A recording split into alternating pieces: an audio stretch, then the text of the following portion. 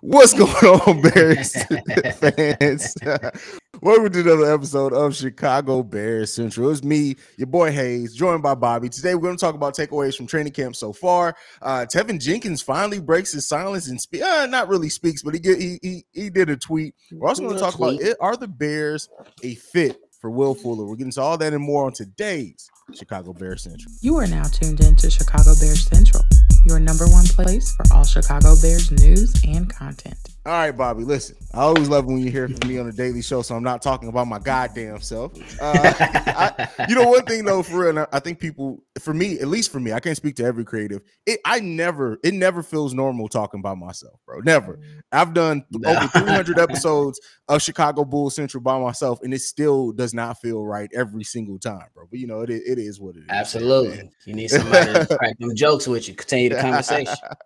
Exactly, man. But so we're at a good place in the training camp so far. Bro, I put it on this list as 10 takeaways, but let's not put a number on it. What are some of the takeaways you felt from what you've seen, heard out of training camp so far? One of the takeaways is that Braxton Jones been seeing a lot of time on that left tackle spot. I believe it was you that said that he might be inserted in that starting lineup, and then I believe I jumped in on that as well because while you was out handling your business, I was on one of the shows like, where the hell is Teven Jenkins? Like, you supposed to be competing for where you at? And then another one that really been standing out is that Eberflus, the entire coaching staff just putting people in multiple positions.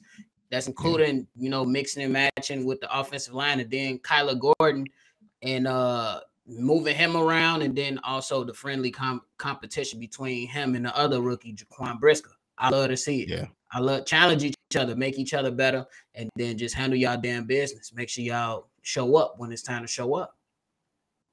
For sure. One of the things for me that has stood out in training camp so far as Al-Quadin Muhammad. Like I talked about in yesterday's daily show. Yeah. Like, is he going to end up winning that other starting defensive end position? Now, when we didn't know what was going on with Robert Quinn, he was going to, he was going to be one of those starters regardless. But the fact that, it is coming down to competition, and it seems like so far in training, it's just training camp, but so far that Muhammad has really shined a lot, getting 3 sacks so far, and what would have been sacks, the non-contact would have been sacks on Justin Fields already so far. Now, that could say more about the offensive line than it does about Muhammad's skill there, but still, like, do you think that Muhammad may win that starting position at the other defensive end? I mean, I think he got a fair shot. He's the more experienced guy with years in the league and with the system. You know what I'm saying? And one of the things that he was credited on before he even came over here was that he's a guy with a high motor. He won't stop. So to me, and then if from a coaching standpoint, you just look at it like, bro, that's my guy. I know what he can do. You know what I'm saying? You want to get everybody a fair shot, but typically sometimes a little bias can creep up in there when you know who you're dealing with. For sure. Competition overall in training camp so far, even at the special teams, is one thing we haven't talked about a lot so far, but it seems like people are returning punt so far for the Chicago Bears include Velus Jones Jr., Daz Newsome, Chris Finke, Dante Pettis, and Eddie Jackson as well. Like, who do you think comes out there and is the one returning punts and field goals by the time the season starts? Man, you give it to the young pup, Velus Jones Jr., man. He did it in college. I don't recall Eddie Jackson doing it last year. But you just give it to the young pup, man. He said he not old. You can call him old, but when he run past you, you're just gonna be looking at his legs, basically. Just paraphrasing right there for y'all. But look, just give it to the young pup, man. Let him put the ball in his hands. Let him make a play, especially if they're gonna kind of use him as a quote unquote gadget guy on offense to where he can make plays. And I seen him burn a couple people too on some highlights. Y'all better stop playing. Listen, you better. I'm telling you. Listen, I've said it. I don't know if you saw the video, but like I've been saying, like by the end of the season, Velus Jones Jr. is going to be the wide receiver number 2. I've now put a date stamp on it. By week 4.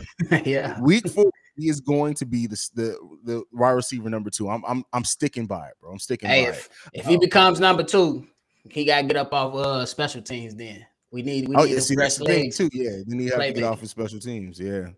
So give it to somebody further down on the depth chart, maybe Finke or somebody. There you go. There you go. Now, one of the things too, before we move on to the other subjects, is Jalen Johnson saying so far that the defense has won every single day of practice so far. What do you make of that, brother? That's what he's and he's supposed to say that, right? He's supposed to say that. But you know, he said the front sevens bring the energy. He says they get happy after they score a touchdown after a sack. But you know, he said that that the defense has won every single day so far. That's fair, man. It's easier, and from experience, it's easier for the defense to come together. You know what I'm saying? Especially because the defensive playbook is not as big as that offensive playbook.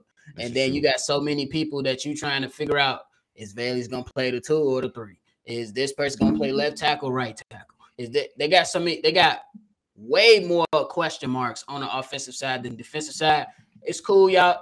I'm happy to see that they winning because that, like I said, I believe they're going to be a middle of the pack defense. By the time the season ends and all that stuff, I believe they're gonna be solid. And then the offense is just gonna take a little bit more time. But I do like that they're winning. But I do like the resiliency of Justin Fields when he throw an interception and he come back and light their ass up with 10 straight and a couple touchdowns.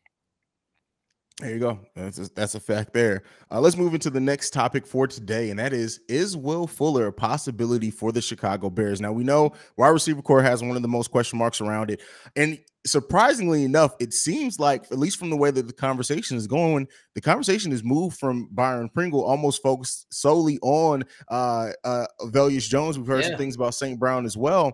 Do you think that Will Fuller could be a possibility out there for the Bears? Now, he hasn't had a fully healthy season at all in his NFL career. He only played 2 games last year for Miami before breaking his thumb, being put on injured reserve. But the thing is when he's out there, he's a nice deep threat. Do you think that could be a possibility for the Chicago Bears? I mean, I wouldn't be mad, but at the same time, I don't want anybody to come in the way of Velus Jones. I'm gonna just be honest. And then they just picked up N'Keal Harry. We know the history with him, but we don't know what he can turn into. And then coming from camp, they got Equanimous St. Brown. He 6'5", and he killing it in the red zone drills. You know what I'm saying? So I don't want to really distort that. You know what I'm saying? Because at one point, Will Fuller did have some trouble with drop passes. But on the flip side of that, we gotta, give him hats off because he can't take the top off and make some plays when it comes to the deep ball. It's true. Averaging 14.9 carries per game with the Houston Texans. We're not going to count that Miami season because 2 games ain't enough to get a big enough thing there. But in 2020, he did average a career high 16.6 that's a lot. Per carry. So like I said, I wouldn't want him to take a spot from Velus Jones Jr. at all like that, but to add some depth there, maybe sometimes you put him in at the slot, things like that. I wouldn't mind having a deep threat like him to come in, but like you said, you don't know what N'Keal Harry may turn into. St. Brown, a lot of positive things coming out about him. It seems like Byron Pringle hasn't had the best. That's how I was just about to say that. Yeah, that's weird because he came in really hungry, but I mean, at the end of the day, you gotta perform. All the hunger, all the things you can say outside of being on the field, that's just talk. When you get on the field, you gotta prove it there. So absolutely, because man, I've been wondering like where he been at, because we hearing Velus Jones, Mooney, Komet, St. Brown. I'm like, St. Brown. Like, come on, man. I did not expect to hear more about St. Brown than Byron Pringle. I did not expect that at all. But that's what's come so far. So we'll see how it goes. We'll monitor how it continues to develop. But as of right now, it seems like maybe if the Bears do think that they do need to add another piece to this wide receiver core, Will Fuller, considering he doesn't have a contract, last thing that I read were teams were monitoring him. He could be a piece that you can bring on a pretty I wouldn't say cheap deal, but another prove it deal, one year deal, and see what he can prove. But again, as we're talking about contracts, Roquan Smith, pay that man every episode. I gotta say it, pay that man. Pay him. Pay the man. Wait, no. Pay them. But moving on to that, man. This one of the biggest. We don't want to call it necessarily drama, but question marks, especially when the news came out about the Bears possibly shopping Teven Jenkins. But it came out, and he's now tweeted about it. He says, I'm good. Don't believe everything you read. Now, this comes after David Kaplan said that from what I'm hearing, it's not a serious injury, is that there's a high level of disconnect between Teven and the new coaching staff, especially Chris Morgan, who is the offensive line coach. So that points towards maybe it's not his health, you know, and I even in my video, I was like, maybe it's they didn't want to wait on his health, bet on him to be healthy, things like that. But it really just does seem like he maybe just not is fitting in with the new culture that the Chicago Bears want to build here. Now, do you think that, how do you feel about the missing a piece that has only played, 5 games in his NFL career so far, still very young, a second round pick? Do you think that it's would you move on from him for just a disconnect with the coaching staff, or considering that, you know, the new front office has no attachment to him, they didn't draft him, do you think it's the right move if he's not fitting in to go ahead and move on from him? Man, first of all, great question. But I think that they haven't written it on the wall, but they getting ready to write it on the wall because, bro, like in minicamp, it is minicamp. He was in that starting role, but then they inserted Braxton Jones. And then they come to training camp, Braxton Jones is still in the number 1 slot. And then they still drafted all these other guys, you know what I'm saying, in the later rounds of this year's draft. So, hey, me personally, I just, you know, he got to get up out of there. That'll just be me, simply because, like, man, like, you a second round pick, you should come in hungry. We don't know all the activity that's going on in camp. But to put, I believe, with Braxton Jones was 4th or 5th round. Something like So he's inserted and getting more of the first team reps more than you. So there is something there. You know what I'm saying? We don't know if it's injury wise, but I don't think it's 100% injury wise, because even when we was in minicamp, you got slotted back, you know, down the depth chart for Braxton Jones. So if there's somebody that's out there that's gonna give me a 3rd or a 4th, we'll take it. Yeah, I mean, and it seems like, you know, if you can get a 4, if you can get a 3rd, you take. I don't care what team it is, what else. If you can get a 3rd for it, you take that, you keep it moving. But one of the things that I kind of have speculated in my conversation about it so far is that if Teven Jenkins isn't fitting in, right, on top of that, you look at the fact that the Bears did draft 3 rookie offensive linemen, and if Teven being a 2nd round pick is not that far, even if he is above, but not that far above the other rookies that you brought in later in the draft, then at that point you kind of look at it and be like, hey man, listen, ain't you not fitting in with the culture? Let's go ahead and cut them ties, bro. Absolutely. Because, you know, like, I know it's probably Pee-wee in high school, but once you start missing practices and somebody fill your void, your job is in jeopardy. And like in the beginning of training camp and all that stuff, he was sharing reps with Borum. He's out now. Now Borum is sharing reps with Reef, I believe. So come on now. It's definitely not looking good. I mean, I know we can't believe everything that's out there, but like if we calling where the hell you been at, like you had all this, you saying you lost weight, you've been training, man, you should have been out there. Where you at?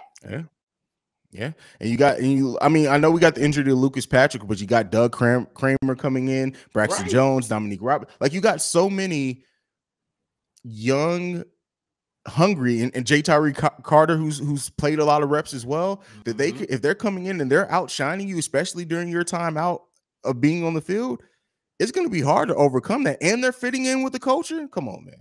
It's time, bro. And what is his attitude on the field? Like, are you mad that they didn't make you a designated, you know what I'm saying, starter right out the gate? No. You got to earn your spot, man. But we don't know. I'm not going to do too much speculation. But like I said, it's just questions surrounding him in the situation.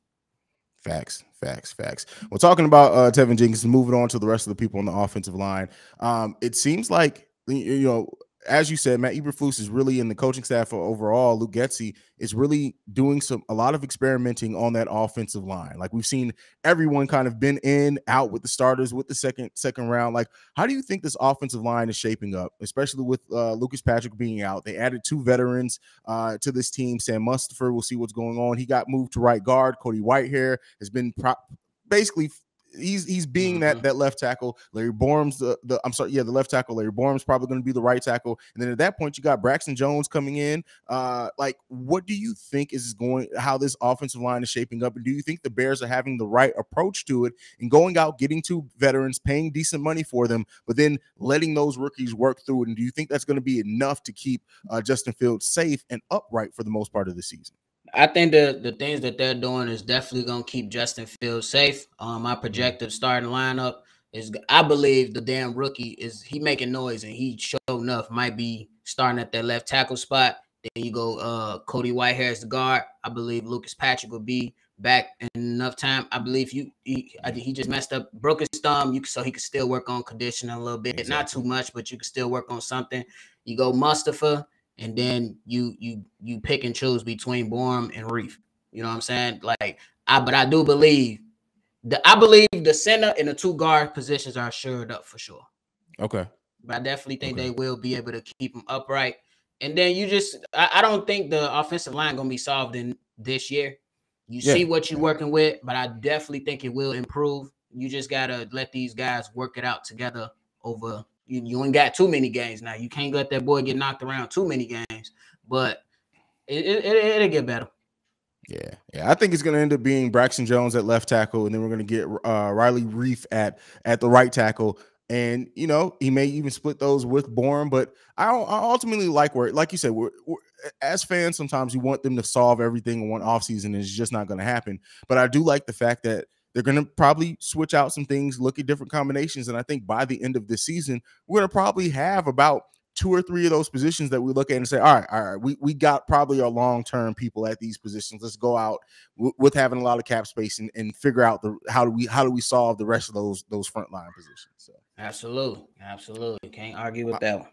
All right, last topic of the day. Apparently, Cole Kmet and Eddie Jackson have been going at it in one-on-one drills, bro. And this is why I love this, right? Because it's not going to get too heated. They're teammates. They've been teammates for a couple of years at this point too. But the thing that's going to that I think that they help each other improve in this. When you have an internal rivalry like this, where it's even being said Cole Kmet has been getting the better of Eddie Jackson, but then Eddie Jackson's kind of bounced back in the last practice or so.